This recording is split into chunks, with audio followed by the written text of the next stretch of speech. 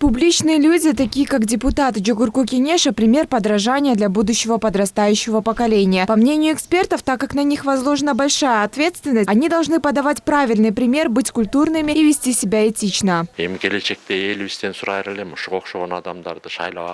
Он показал себя как человека некультурного, кто стал депутатом только из-за богатства и денег. Теперь вот просим граждан не выбирать таких вот депутатов, так как бескультурные, невоспитанные. Депутаты, которые прошли нечистый путь, неправильно, что сидят на таких высоких постах. Вообще депутаты Джугурку Кенеши часто попадают в центр внимания общества и чаще всего в не лучшем свете. Вот, к примеру, депутат Азабек Акрамов открыто нагрубил журналисту, отказавшись отвечать на вопросы.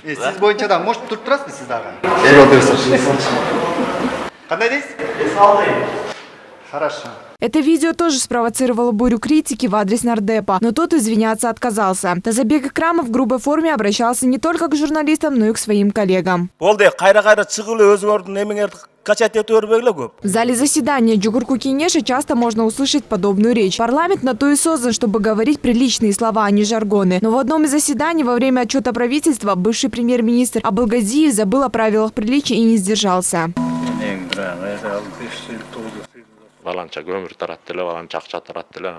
Не должно быть так, что тот нам столько-то угля дал, поэтому мы его выбираем. В будущем мы должны выбирать президентов, подающие правильный пример для подрастающего поколения. В свою очередь, гражданский активист Эрджигит Таштанов говорит, что мы сами выбираем таких вот депутатов, а те правительства. Каждый человек сам может исправить положение дел, независимо от того, какую должность он занимает.